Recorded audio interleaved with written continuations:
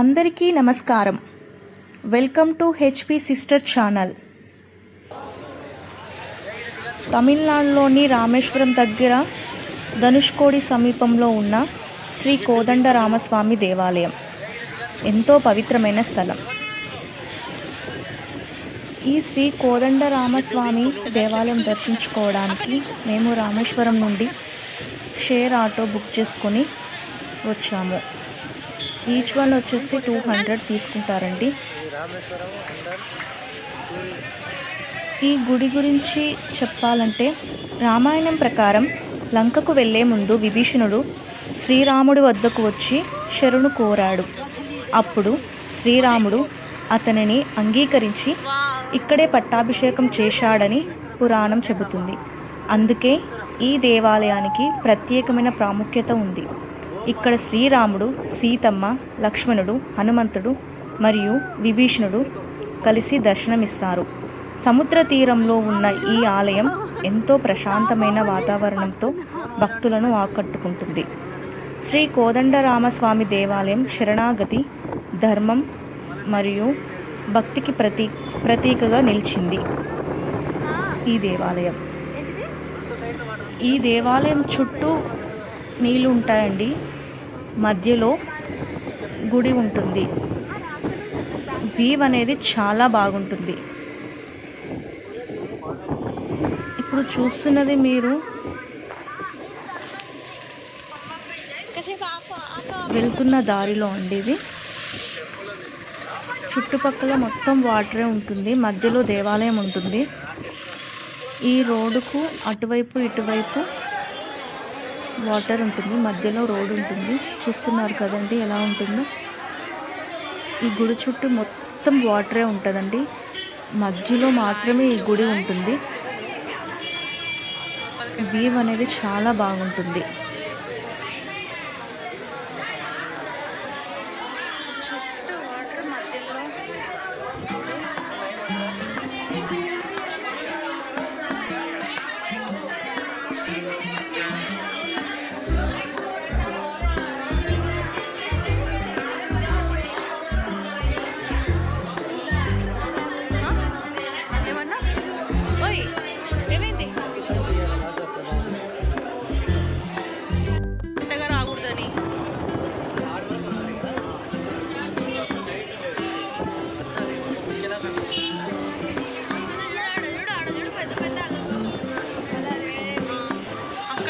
అక్కడ ఉన్నట్టుంది పోయేది.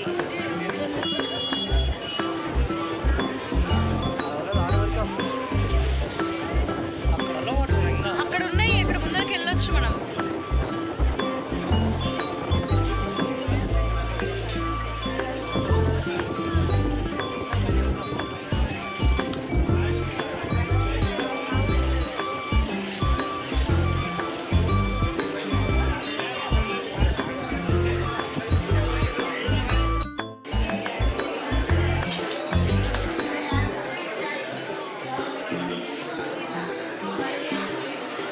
మనకు ఇక్కడ కనిపిస్తున్న ఈ చిత్రాలు గుడి యొక్క చరిత్ర గురించి తెలియజేస్తుంది.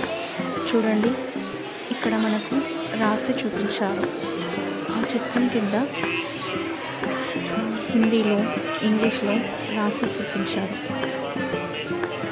అది కనుక చదివితే మనకు ఈ గుడి యొక్క చరిత్ర అనేది అర్థమవుతుంది.